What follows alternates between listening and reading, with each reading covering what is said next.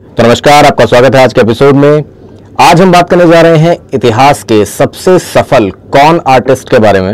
एक ऐसा इंसान जिसने 26 साल की उम्र में पूरी दुनिया में हर जगह जा जाके फ्रॉड किए, एक एयरलाइन के पायलट के तौर पे अपने आप को पोज किया, वकील के तौर पे पोज किया, डॉक्टर के तौर पे पोज किया। इन सारी जॉब्स पे ये रहा, इसने सब जॉब के ऊपर काम किया। काफी मशक्कतों के बाद में इसको पकड़ा गया। उसके बाद इसकी लाइफ में काफी ड्रामेटिक इवेंट्स हुए।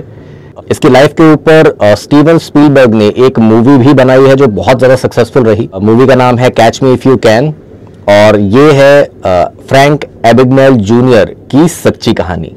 इनका पूरा नाम था फ्रैंक विलियम एबिगनॉल जूनियर, और ये पैदा हुए थे अप्रैल 27, 1948 के दिन, और ये न्यूयॉर्क की एक सब अर्बन कम्युनिटी न्यू रोशेल में ही पले बढ़े।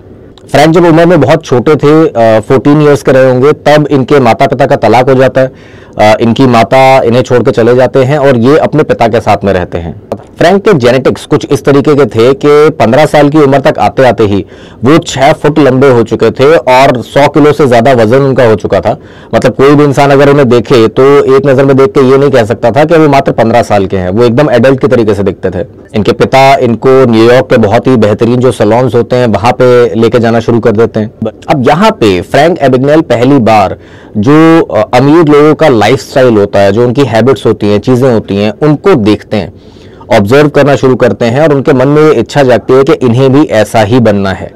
5-6 महीने तक लगभग ये अपने पिता के साथ में इन सब सैलून्स में महंगी महंगी जगहों पे जाते हैं। इसी दौरान जो फ्रैंक के पिता होते हैं, इनको एक बहुत बड़ा लॉस हो जाता है, जिसकी वजह से उन्हें एक पोस्टल वर्कर की लो पेड जॉब करनी पड़ जाती है। उनका जो लाइफस्टाइल था वो पूरी तरीके से चेंज हो जाता है। पहले वो बड़े बड़े सैलून्स में महंगी जगहों पर लेके जा रहे थे फ्रैंक को, अब एकदम से उनकी सैलरी ही बहुत कम हो चुकी थी, पैसा उनके पास उतना नहीं बचा था। ऐसे में फ्रैंक एबिगनॉल जो होते हैं, ये जो इन्होंने 6-7 महीने में सीखा था, इसके बेसिस पे कॉन करना शुरू कर देते हैं, लोगों को धोखा देना शुरू कर देते हैं, छोटी मोटी चोरियां करना शुरू कर देते हैं, धोखाधड़ी करना शुरू कर देते हैं, और इसकी वजह से इनको कई बार पुलिस पकड़ती भी है। ऐसा नहीं कि इनको बचपन से कोई पकड़ ही नहीं पाया था, कई बार पकड़े गए थे अपने बचपन में। जब 15-16 की उम्र में इन्होंने धोखाधड़ी करनी शुरू की थी, लेकिन क्योंकि माइनर थे, नाबालिग थे, तो इनके जो रिकॉर्ड्स थे वो बहुत ज्यादा कहीं दिखते नहीं है। जो इनके पिता को मेजर फाइनेंशियल लॉस हुआ था ना, उसकी वजह से ही फ्रैंक ने ये चीज अपने दिमाग में सोची थी कि वो अपनी लाइफ में ऐसा फाइनेंशियल क्रंच कभी नहीं आने देंगे। इसी की वजह से उन्होंने ये सारी चोरी और ये सब शुरू किया था, और आगे इनकी लाइफ जो हुई उसमें इस इवेंट का बहुत बड़ा रोल था। 1964 आते आते फ्रैंक एबिगनॉल जो थे, ये अपने घर की कंडीशंस थे, जो माहौल चल रहा था, फाइनेंशियल कंडीशंस चल रही थी, इनसे काफी दुखी हो जाते हैं। तो वो हाई स्कूल से ड्रॉप आउट करके बिना किसी को बताए, बिना कोई चिट्ठी संदेश लिखे हुए, मात्र $200 अपने जेब में रख के न्यूयॉर्क सिटी की तरफ निकल जाते हैं।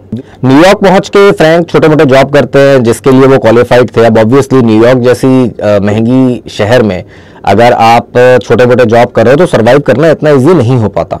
ये इस चीज को बहुत जल्दी भांप जाते हैं और अपना एक फर्जी ड्राइविंग लाइसेंस बनाते हैं, जिसमें ये अपनी एज 26 कर लेते हैं। जो इन्होंने अपने छोटी उम्र में सीखा था, जो इन्होंने देखा था, उसके हिसाब से मात्र 16 साल की उम्र में ही ये फ्रॉड चेक बना के धोखाधड़ी करना चालू कर देते हैं। उस समय बैंक्स में इतनी ज्यादा कोई सिक्योरिटी नहीं होती थी, कंप्यूटर्स नहीं थे, इंटरनेट नहीं था, कोई इतनी बड़ी सुविधा नहीं थी कि चीजों को बहुत अच्छे से वेरीफाई किया जा सके। जो कुछ भी होता था मैनुअली किया जाता था, अपने हाथों से किया जाता था, इंसानों के द्वारा किया जाता था। तो जो उस समय के चेक हुआ करते थे उसमें ये टेक्निक लगाते थे और उनसे फ्रॉड किया करते थे छोटे छोटे अमाउंट का, क्योंकि छोटे छोटे अमाउंट का अगर फ्रॉड करेंगे तो उसमें पकड़े जाने की संभावना कम होती थी, लोग जल्दी शक भी नहीं करते थे। और अमेरिका में चेक के थ्रू पेमेंट करने का बहुत कल्चर था उस समय। आज की डेट में भी है, लेकिन आज की डेट में तो फिर भी और भी बहुत सारे ऑप्शन है। उस समय चेक से पेमेंट का बहुत ऑप्शन हुआ करता था, और ये छोटे छोटे अमाउंट के चेक दिन में 2-3 बार तक कैश करा लिया करते थे। मतलब कहीं गए, रहे, खाया, कुछ भी यूज किया और पेमेंट के तौर पे चेक दे दिया। अब धीरे धीरे फ्रैंक एबिगनॉल जो थे, इनकी हिम्मत बढ़ती चली जाती है। जो इनका ये फ्रॉडुलेंट चेक का पूरा किस्सा था, इसमें इन्होंने पूरे के पूरे यूनाइटेड स्टेट्स के जितने भी स्टेट हैं उन सब में जाके धोखाधड़ी करी थी। यूएस के बाहर भी 26 देश हैं जहां पे उन्होंने जाके इस चेक के फ्रॉड को अंजाम दिया था, और लगभग कहा जाता है कि $2.5 मिलियन उस समय की बात हो रही है 1960s-70s की, तब इन्होंने $2.5 मिलियन का फ्रॉड किया था इन फ्रॉडुलेंट चेक के थ्रू। और जब ये 16 साल की ही उम्र के थे तब इन्होंने एक ऐसा स्कैम चालू किया जो बाद में लोगों को पता चला तो उनके हवाइयां उड़ गई। इन्होंने अपने आप को पैन एम एयरलाइंस हुआ करती थी उसके पायलट के तौर पे दिखाना शुरू किया। जो पैन एम के ऑफिशियल्स थे, अधिकारी थे, उनके पास में ये एक स्टूडेंट न्यूज़पेपर के रिपोर्टर के तौर पे जाते थे और जो भी जानकारी उस एयरलाइंस के बारे में है जो एक पायलट को पता होनी चाहिए उनके बारे में जानकारियां निकालते थे। धीरे धीरे करके जब ये पूरी जानकारी पैन एम एयरलाइंस के पायलट के बारे में ले लेते हैं कि क्या करता है पायलट, कैसे करता है, ऑब्वियसली प्लेन उड़ाने की बात यहाँ पे नहीं हो रही, एक पायलट कैसे बिहेव करता है, उसकी क्या रिस्पॉन्सिबिलिटीज होती हैं, उसकी ड्रेस कैसी होनी चाहिए, आई कार्ड कैसा होना चाहिए, जो बेसिक रिक्वायरमेंट्स हैं कि आप प्लेन उड़ाने के अलावा जो भी कर सकता है पायलट, वो सारी की सारी इंफॉर्मेशन जब सारे लोगों से ले लेते हैं तो ये एक्चुअली में एक पैन एम एयरलाइंस का जो मॉडल एरोप्लेन हुआ करता था, खिलौना हुआ करता था, उसके ऊपर से पैन एम का बॉटम मार्क निकालते हैं और अपना एक नकली आई कार्ड बनाते हैं पैन एम एयरलाइंस का, क्योंकि वैसा ही लोगो पैन एम के आई कार्ड पे भी लगा होता था। तो उसका फायदा उठा के ये एक मॉडल एरोप्लेन से अपना एक पायलट का आई कार्ड बनाते हैं।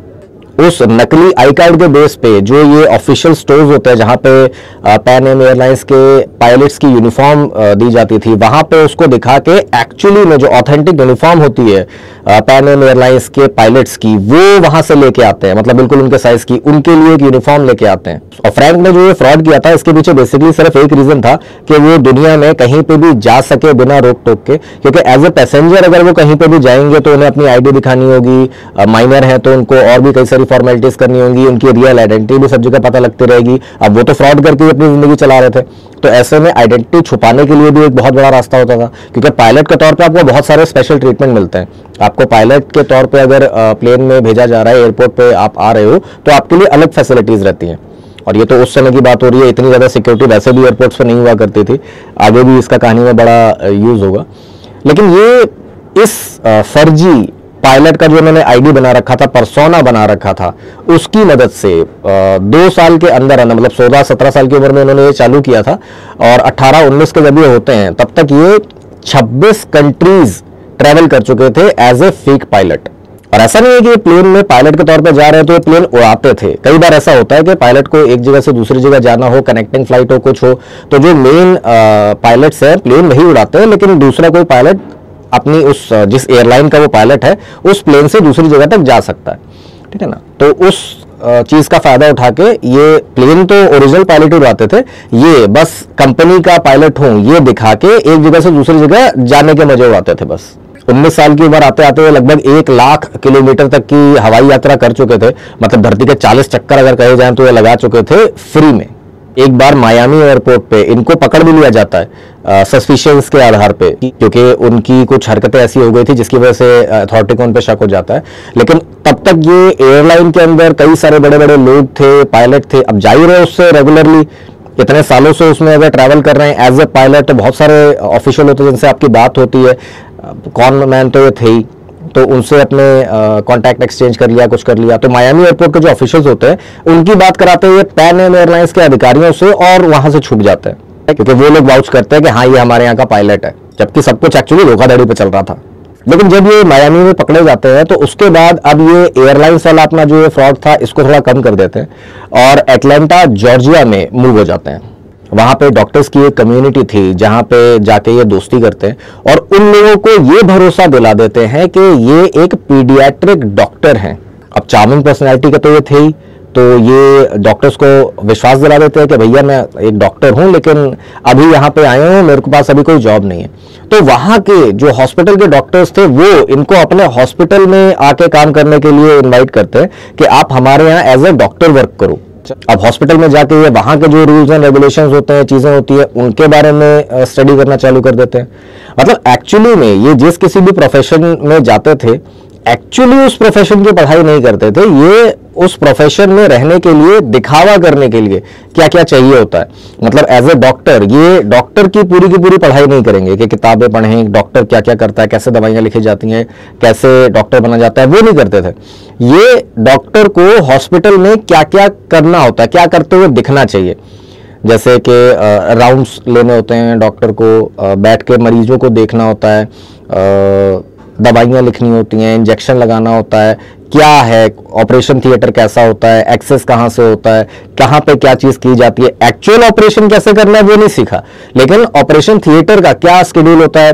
जैसे अगर मैं सिंपल एग्जांपल दूं आपको, एक ऑपरेशन जो होता है उसे करने के लिए आपको तो लगा कि ऑपरेशन हो रहा है, लेकिन डॉक्टर के लिए उससे पहले का भी बहुत प्रोसीजर होता है। आपको अपने हाथ क्लीन करने होते हैं, अच्छे से धोने होते हैं, स्क्रब करने होते हैं, उसके ऊपर जो गाउन आप पहनते हो वो पहनने का तरीका अलग होता है, मतलब बहुत सारी चीजें होती हैं। आप अगर कोई मेडिकल टीवी सीरीज भी देखोगे तो उसमें भी काफी इसको अच्छे से डिपिक्ट किया जाता है। तो वो जो चीजें होती हैं उसको थॉरोली सीखते हैं फ्रैंक एबेगनेल जूनियर। एक्चुअल डॉक्टर बनना नहीं, डॉक्टर कैसे दिखा जाता है। और ये इस काम में इतने अच्छे होते हैं कि जो हॉस्पिटल के एडमिनिस्ट्रेटिव ऑफिसर्स होते हैं वो इन्हें नाइट डॉक्टर की सुपरवाइजर पोजीशन ऑफर कर देते हैं। मतलब रात में जो मेडिकल इंटर्न्स होते हैं उनके सुपरवाइजर के तौर पे उनको अपॉइंट कर देते हैं।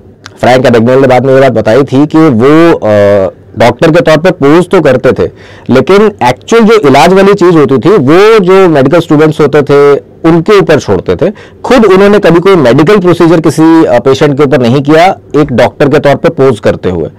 अगर उनसे कोई चीज पूछी जाती थी, कही जाती थी कि इसका जवाब क्या है, क्यों है, तो अपने जो कॉन आर्टिस्ट वाले गुण थे उस चीज का मजाक उड़ा के या उस क्वेश्चन को डिफ्लेक्ट करके उससे बच जाते थे। एक दिन इस हॉस्पिटल में एक मरीज आता है, एक पेशेंट आता है जिसकी टांग टूटी हुई थी, मतलब हड्डी पूरी की तरीके से टूट गई थी, हड्डी बाहर आ गई थी। तो वो खून देख के, वो चीजें देख के फ्रैंक को इस चीज का एहसास होता है कि जो वो इस समय कैरेक्टर प्ले कर रहे हैं वो किसी की जान ले सकता है।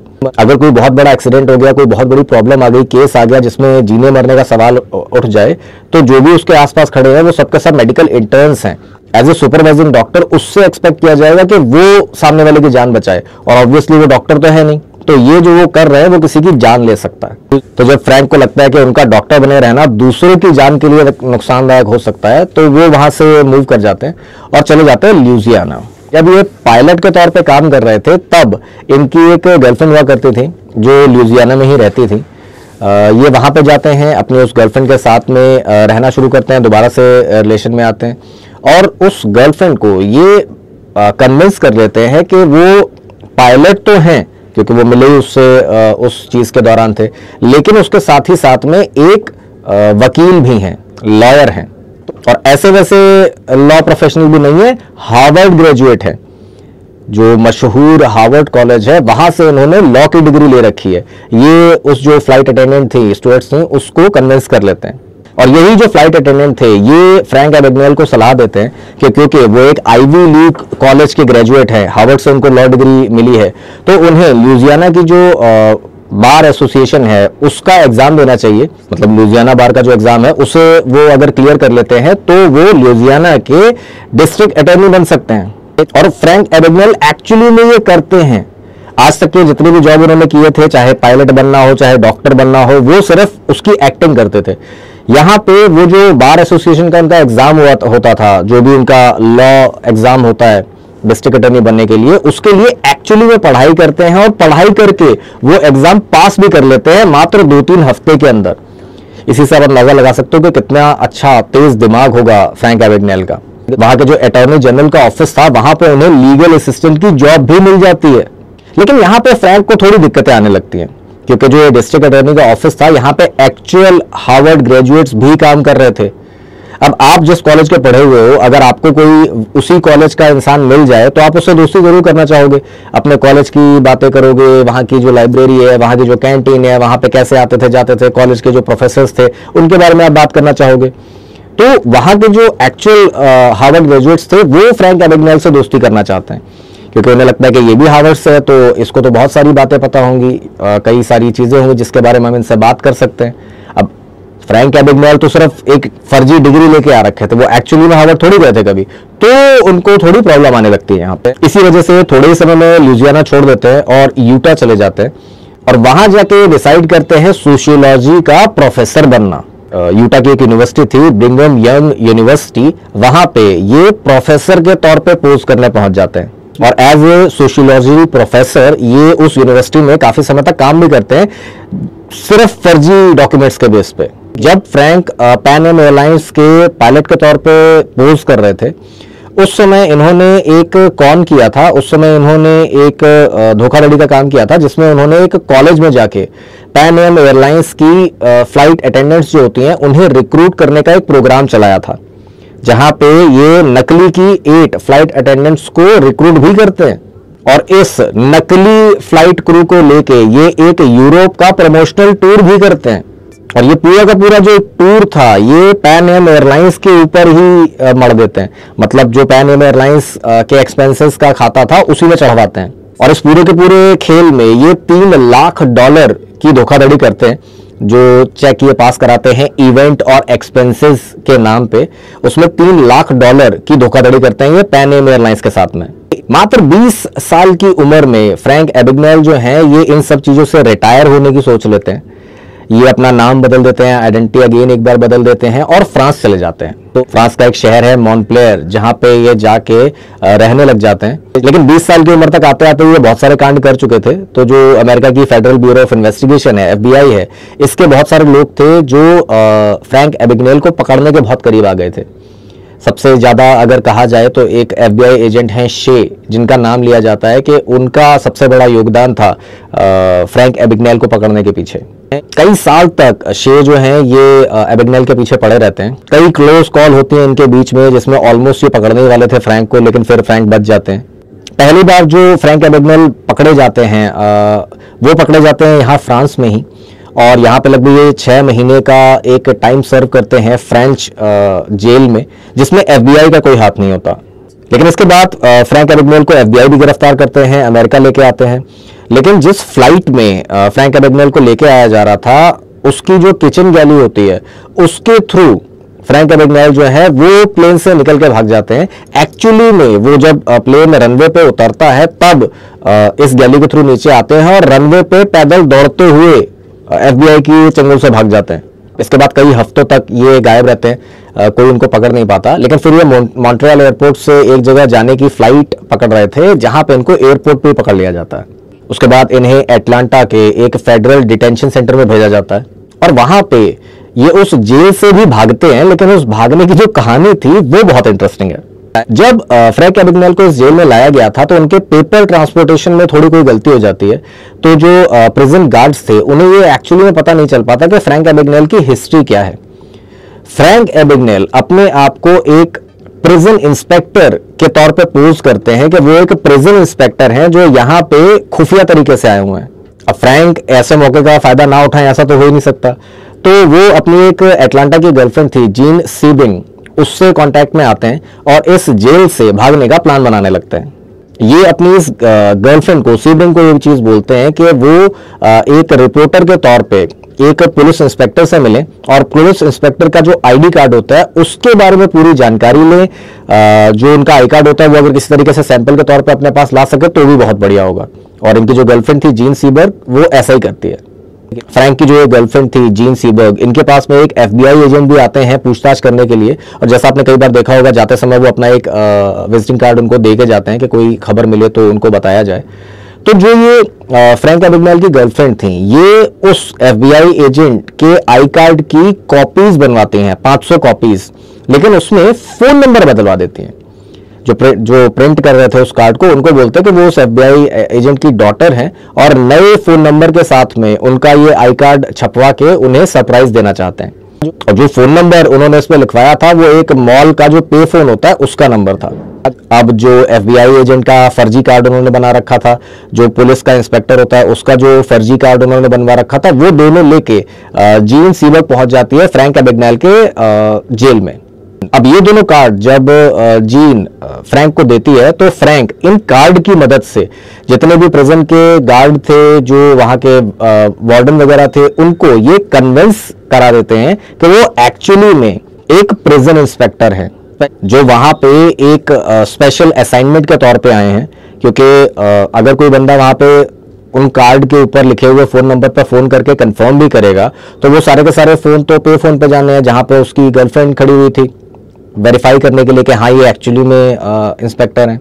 तो वो जितने भी जेल ऑफिशियल्स थे उनको एक बार कन्विंस करा देते हैं कि मैं एक कैदी नहीं हूं, मैं प्रिजन इंस्पेक्टर हूं जो यहाँ पे किसी गिरोह के बारे में जानकारी लेने के लिए आया था और अब उसने वो जानकारी गैदर कर ली है। अब उस इंफॉर्मेशन को लेके वो FBI के पास जाना चाहते हैं और वो काफी सेंसिटिव इंफॉर्मेशन है, इस वजह से वो प्रिजन गार्ड्स के थ्रू वो इंफॉर्मेशन बाहर नहीं भेज सकते, उन्हें खुद ही जाना पड़ेगा। जो प्रिजन ऑफिशियल्स थे वो एक्चुअली में उन नंबर्स पे कॉल भी करते हैं, जो इनकी गर्लफ्रेंड थी वो उन कॉल्स को वेरीफाई करती है। ये बात फोन पे भी कंफर्म हो जाती है। FBI का जो ओरिजिनल विजिटिंग कार्ड था उसी के ऊपर कॉल करके कंफर्म किया था प्रिजन में लोगों ने।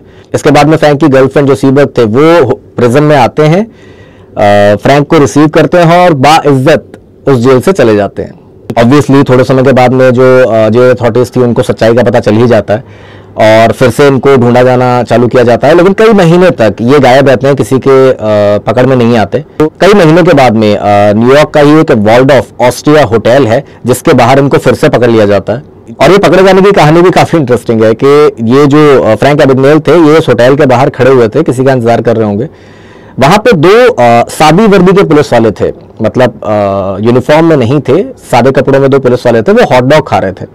उनमें से एक बंदा था वो फ्रैंक को पहचान जाता है, लेकिन कहता है कि वो तो बंदा जेल में होना चाहिए, यहाँ पे होना तो नहीं चाहिए। जस्ट कंफर्म करने के लिए वो जोर से चिल्लाता है फ्रैंक, और फ्रैंक एबिगनेल, अब किसी कोई भी आपका नाम बुलाएगा तो आप मुड़ ही जाओगे, वो मुड़ जाते हैं। तब जो वो पुलिस वाले थे वो कंफर्म हो जाते हैं कि ये एक्चुअली में फ्रैंक एबिगनेल जूनियर ही है जो जेल तोड़ के भागा हुआ है, और इस तरीके से वो पकड़े जाते हैं। मतलब कोई लेना नहीं देना नहीं, बस हॉट डॉग खा रहे थे दो पुलिस वाले, किसी ने देख लिया, बुला लिया और पकड़े गए। इसके बाद में फिर से एबिगनेल को FBI की कस्टडी में दे दिया जाता है, इनके ऊपर मुकदमा चलता है और इनको 12 साल की सजा हो जाती है। 1971 में इन्हें ये सजा हुई थी, लेकिन इसके 5 साल के अंदर अंदर ही इन्हें फिर से छोड़ दिया जाता है। इसमें एक स्पेशल कंडीशन थी कि फ्रैंक एबिगनेल जो हैं, इनका जो काम था वो बहुत सफाई वाला था, बहुत चतुराई वाला था।